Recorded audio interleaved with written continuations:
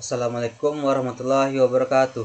Perkenalkan, nama saya Muhammad Rizky dengan NIM 2248201124 dari kelas 6C. Pada kesempatan ini saya akan memaparkan materi mengenai nutraceutical. Pengertian nutraceutical. Nutraceutical adalah komponen dalam makanan yang memiliki efek positif terhadap kesehatan, baik dalam pencegahan maupun pengobatan. Zat ini bisa berupa vitamin, mineral, antioksidan, maupun fitokimia yang aktif secara biologis. Selanjutnya itu nutraceutical di era postgenomik. Perkembangan ilmu genomik membuka peluang besar dalam personalisasi konsumsi nutraceutical. Respon tubuh terhadap zat ini sangat dipengaruhi oleh faktor seperti usia, jenis kelamin, lingkungan, dan dosis. Mekanisme utamanya adalah interaksi antara senyawa aktif dan reseptor di dalam tubuh. Nutraceutical di era postgenomik, interaksi antara reseptor ligan merupakan landasan utama dalam nutraceutical.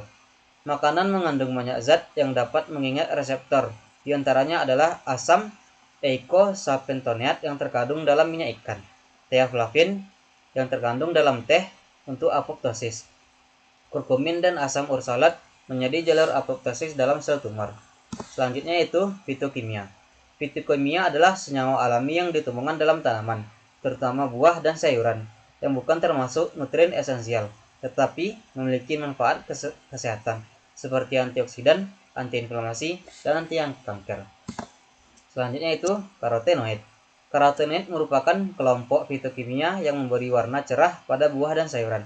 Beberapa jenis seperti beta-karoten, lutein, dan likopen memiliki fungsi sebagai antioksidan, pelindung mata, dan pengatur komunikasi antar sel. Yang selanjutnya itu, beta-karoten dapat diubah menjadi vitamin A, yang merupakan suatu antioksidan yang melindungi dari radikal bebas. A-karoten senyawa dalam buah-buahan dan sayuran berwarna. Selanjutnya itu terapi dengan antioksidan. Antioksidan adalah dalam nutraceutical bekerja dengan menetralisir radikal bebas yang merusak sel tubuh. Contohnya termasuk vitamin C, vitamin E, beta-karoten, dan selenium. Selanjutnya itu produk bahan alam sebagai nutraceutical. Terdapat dua jenis produk bahan alam yang digunakan sebagai nutraceutical. Pertama, produk yang sudah distandarisasi dengan kandungan aktif yang jelas. Dan kedua, produk yang mengandung senyawa aktif namun belum mengalami proses standarisasi. Selanjutnya itu kerusakan bahan pangan.